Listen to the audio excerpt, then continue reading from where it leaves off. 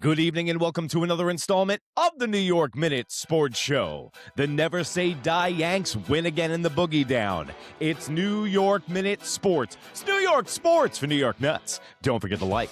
Don't forget to subscribe. Let's go!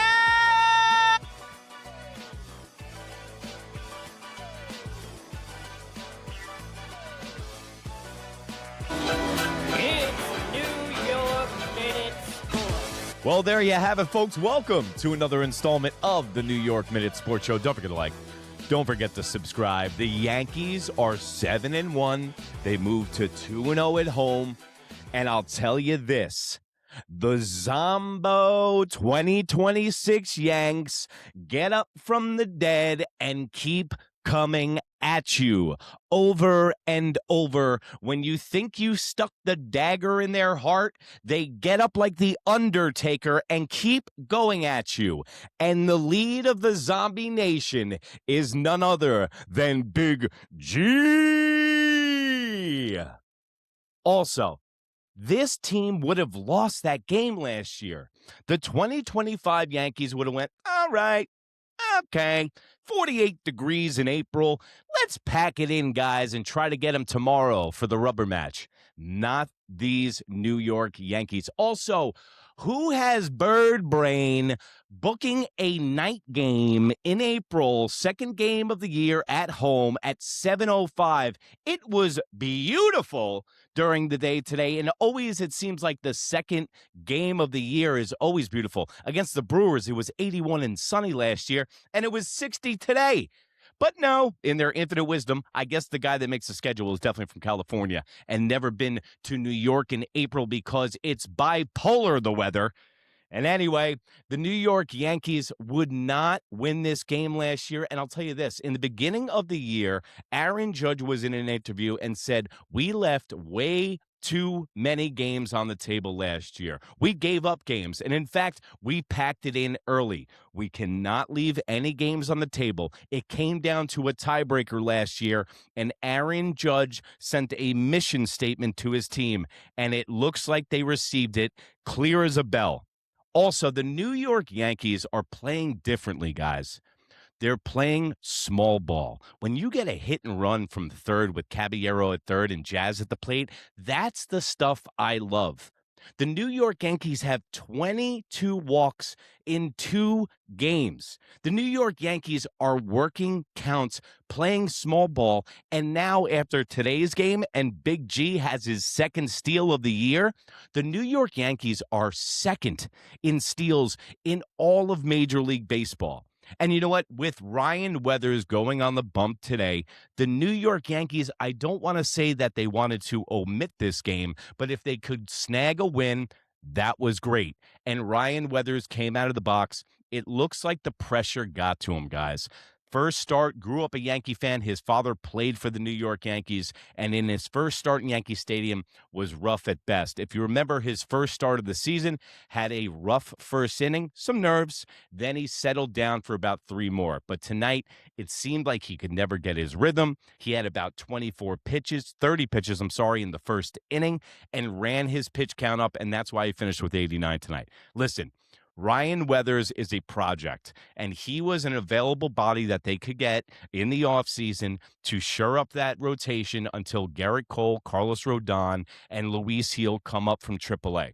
Now, the New York Yankees, he can be the sacrificial lamb for the New York Yankees. If you notice, when they took Weathers out, they put Blackburn in immediately because I really don't think they knew where the game was going to go once they put Blackburn in. But he came up spades for the New York Yankees today, and he pitched well. And the bullpen of the New York Yankees has been lights out if your name is Tim Hill, if your name's Greg Bird, or Hedrick, or even Cruz. But the 2 guys that are starting to worry me are Bednar and Duvall.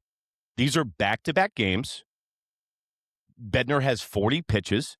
The guy loves to get in and out of trouble. Makes me really nervous. Is he good under pressure? Absolutely. Does he have ice running through his veins? And that's 80% of being a closer in New York is handling the pressure. And we know how Lolev Dev handled that last year.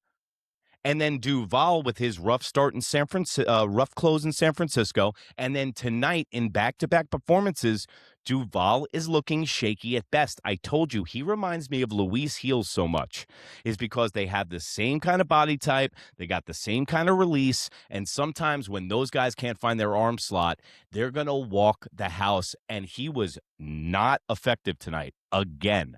So I think that the New York Yankees might need to sit back and reevaluate the pecking order in the bullpen. Let me know in the comments below. Bednar is our closer, I know that. But are you okay with Duvall being the eighth inning guy? Because all I know is my boy, my employee of the year, none other than Tim Hill, King of the Hill, from AutoZone. Hey, Tim, your wife's on the phone. Hold on. Tell that son of a bitch I got to induce some ground balls, smoke a half pack of Newports, and about a sixer of original chords. Whee! Tim Hill has been lights out.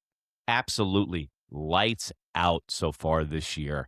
And I really think from him being here for a year and a half now, he has earned the role to be an eighth inning guy. Tim Hill keeps producing on this team until the Yankees cannot deny this guy. They wanted to make him a fifth inning guy, a lefty specialist. If you look at his numbers, he has a 2 ERA with the Yankees in his career, and he's got a whip of 1. Tim Hill gets slept on a lot. I think the New York Yankees should wake up and moving high in the pecking order. But another guy that is worrying the shit out of me is Ryan McMahon. He's hitting 50. 50. I know the Yankees are 7-1 guys, and I was going to address this on the last show. When they win, and I criticize the New York Yankees, the reason I do that is because I grew up with the Dynasty Yankees, and this is what me and my friends do. We are hard on the New York Yankees because guess what? We haven't won a World Series since 2009, and this is what it takes to win a World Series. But with a guy hitting 50 at third base, you're not going to win anything. You could have a mop and a bucket instead of Ryan McMahon, and you'd get a better hitting average. Rosario needs to play every single day. I think they took apart McMahon's swing in spring training. They had it on the floor of the garage. Tim Hill could help out. They have it on the floor of the garage, and they never put it back together, or they never got it done in time for the regular season.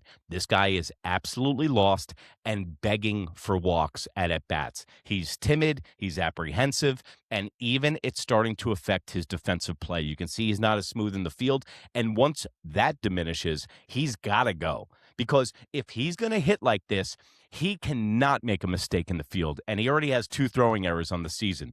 So I don't want to jump the gun, but Oswaldo Cabrera, love this guy, switch hitter, can play third base, can play anywhere on the field, and give you a high-quality third base.